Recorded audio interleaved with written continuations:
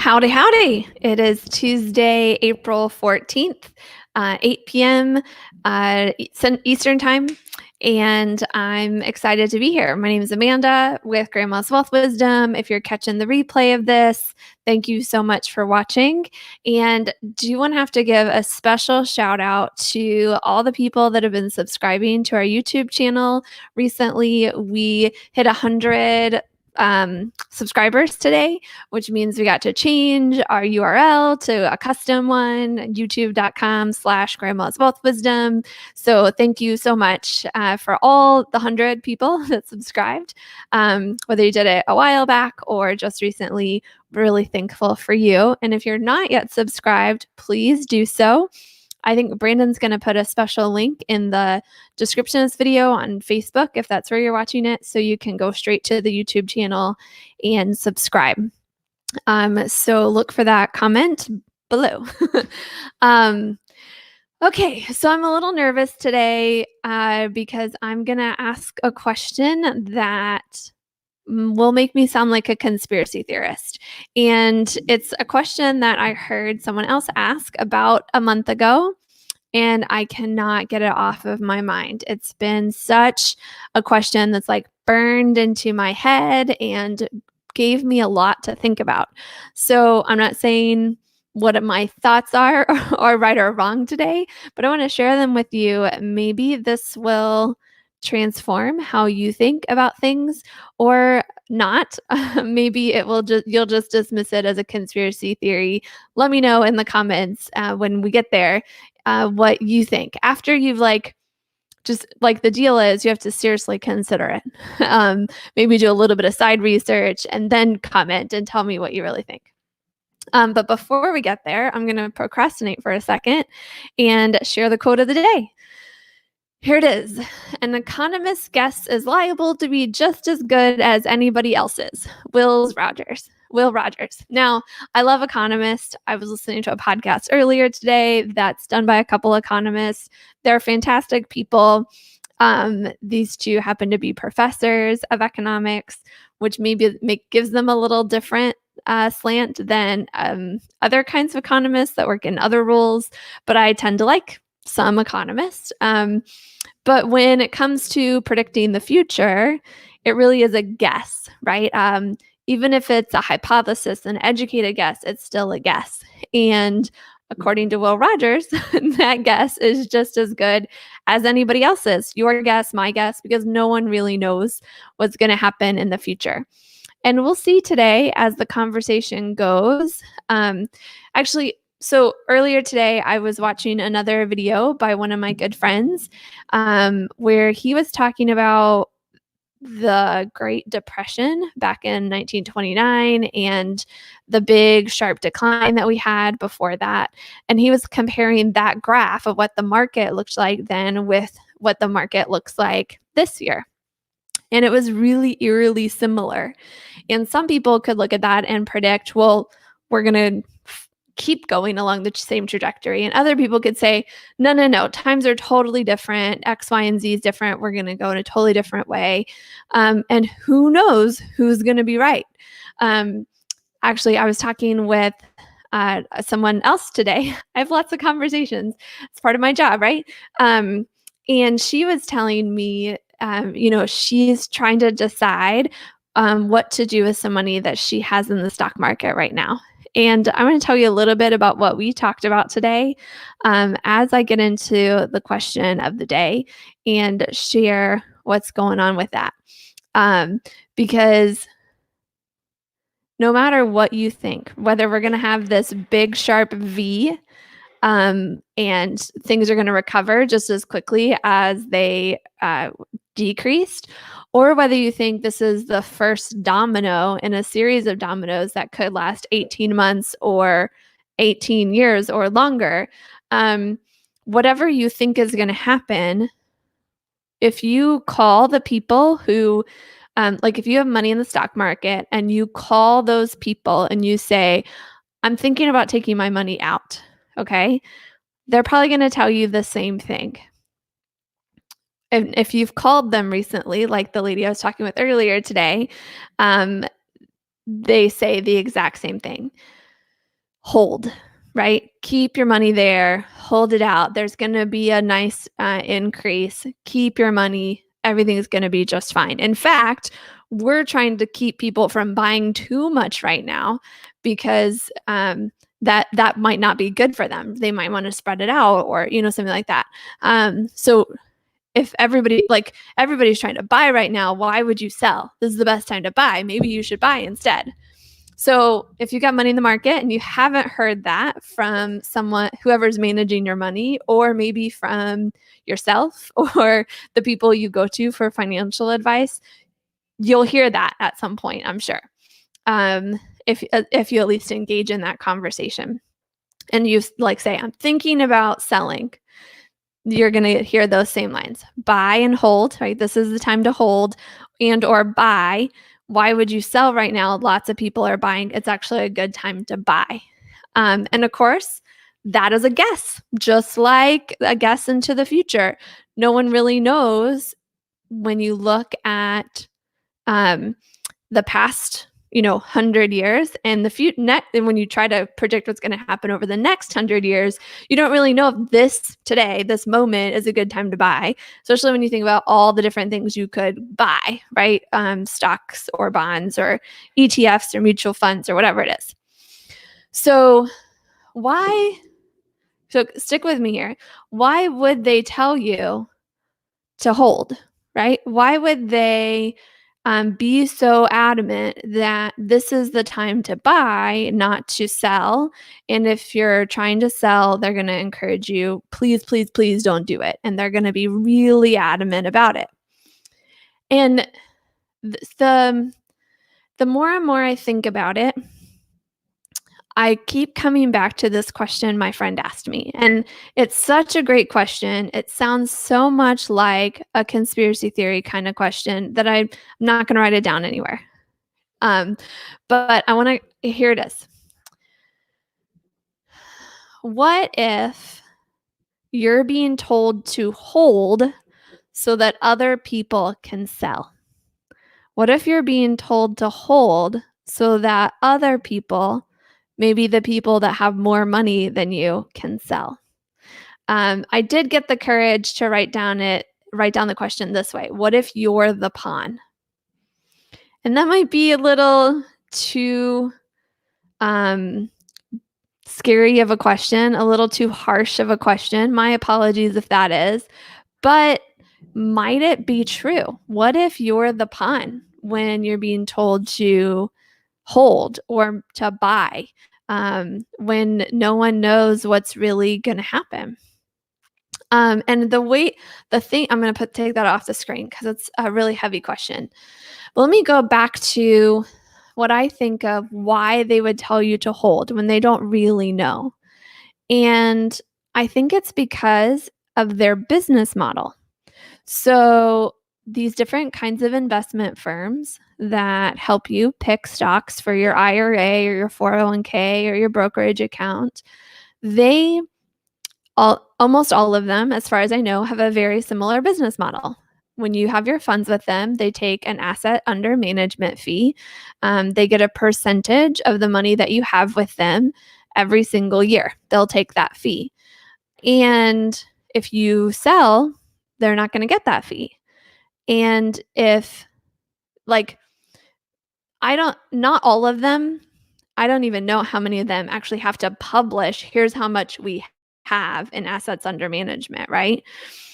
But if they see that quite a few people are selling, they're going to want to they're going to be like, holy crap, there just went my sales. They're going to be like the restaurant who just had to close, right? If all these people pull their money out of the market, that's not good for their business. They're going to give you advice that's good for their business, right? And that advice is going to be to hold, to not sell, so they can continue to get that asset under management fee. That kind of makes me feel like it's a conflict of interest, right? Like if they're telling me to hold, and that means they're going to get more of a commission or a fee because I didn't sell. But what are their bigger clients doing? What are the clients doing that have $1 million with them or 10 times what I have, whatever that is? Are they being told the same thing?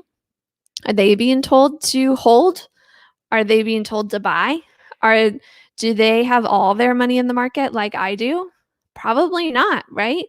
And am I the one that's subsidizing their business so that the bigger players can come and go as they want?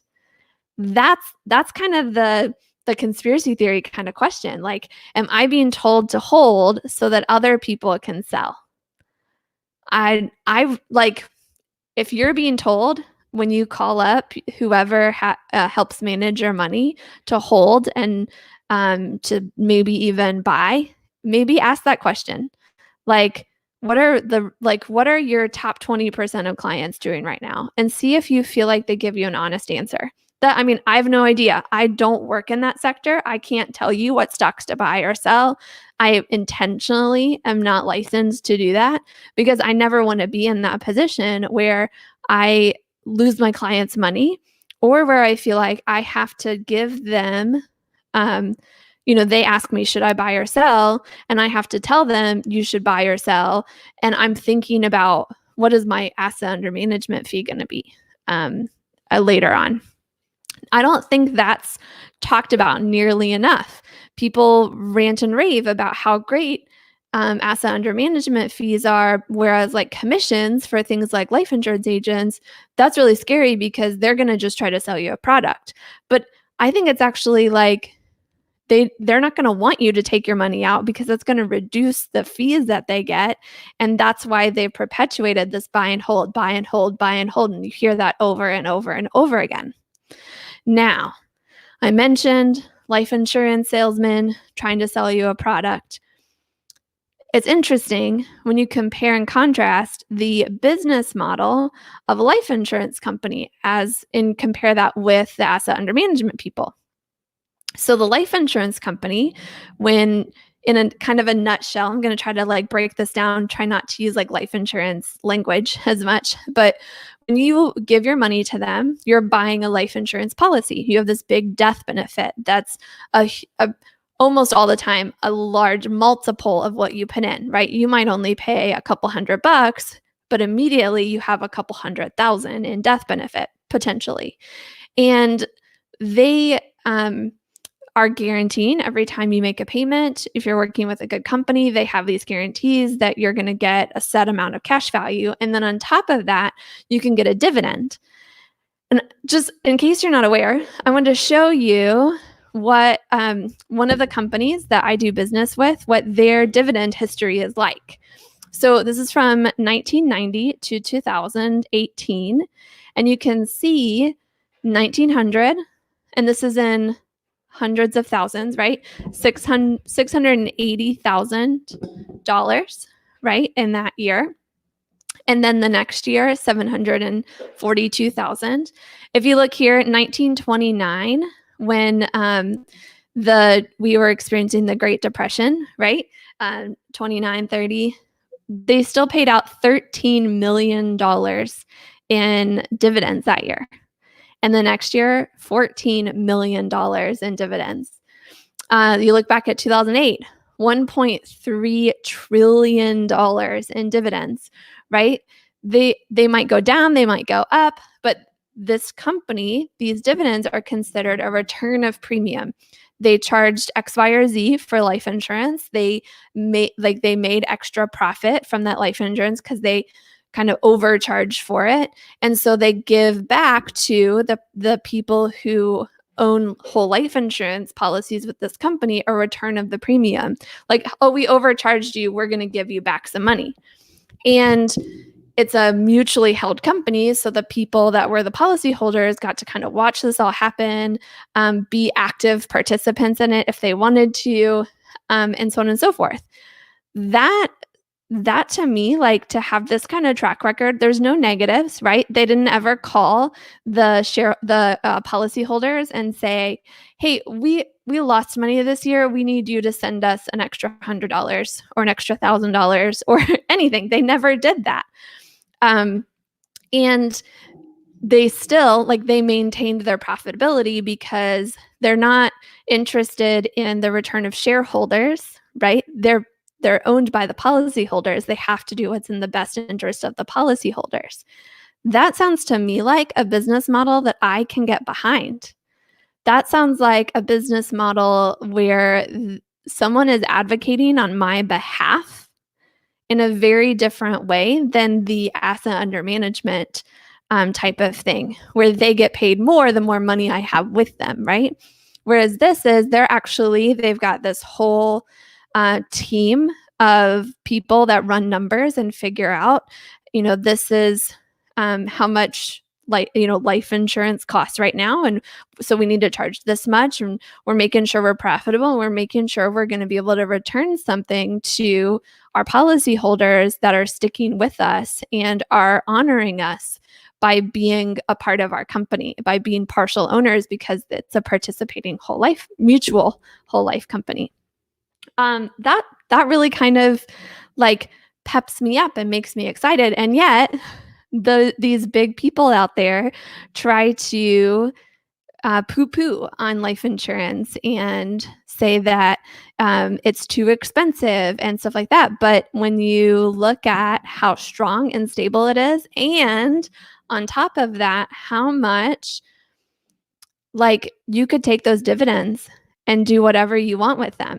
You could even take the guaranteed side of the ledger of the cash value of the great company that you're working with. And if the stock market really looks like a great deal, you can take it out and go invest in the stock market anytime you want to.